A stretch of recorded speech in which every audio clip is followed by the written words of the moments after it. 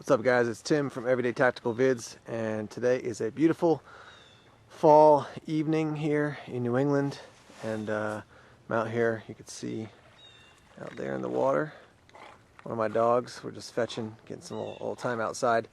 This is kind of an area I take them pretty regularly to swim and just kind of play and such. But I want to talk a little bit more about awareness here and observation skills and learning to read and interpret your environment so that you can be a better survivalist. So let's go into a little more detail with some of the things that I'm seeing around here. Here's something that's very easy to spot. Generally speaking, if you know your trees a little bit, you got oak here. And oak definitely means acorns. There's a lot of different things that oak offers you. It's definitely a good hardwood. But it's worth noting that you got acorns here. So acorns, if you know how to deal with them properly, you have to remove the tannic acid because they're very, very bitter. But if you know how to spot an acorn tree or an oak tree, then you got acorns. Now this guy, as you can see, is basically right on the edge of the water, so the acorns probably are falling into the water. And there comes one of the dogs. There's enough people out here and other animals out here that a lot of them are going to get picked up pretty quickly.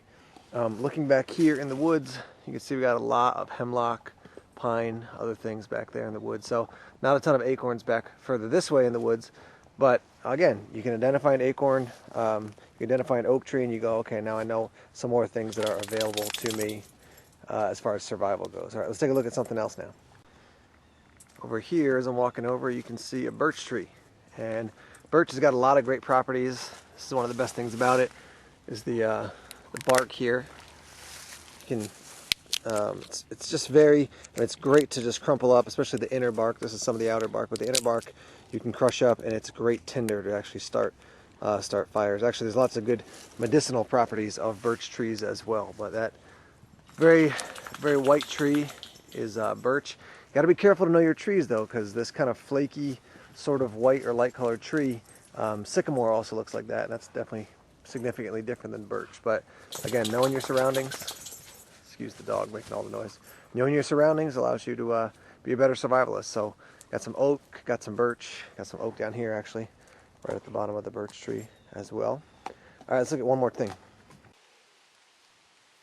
All right, this last thing I want to show you is this plant right here, this kind of lime green one. And I'll show you what the leaves look like. This is called jewelweed. It's also called touch me not, because in the spring when the leaves or the flowers come out, they've got the seeds inside. If you touch them, they'll actually pop and kind of like a mini explosion to send the seeds out. So this is a great thing. In the same area here, it usually grows in wetlands, moist areas. And let me grab a hold of one of these little branches here. Let's see, this one looks a little bit better maybe. A little bit tough to see, but the when you crush this, it's really juicy inside, and it could be a great thing to apply to poison ivy. Actually, I've gotten poison ivy before and put this on it, and it actually stings. It feels like it's pulling some of the oil out or some sort of antiseptic on your skin.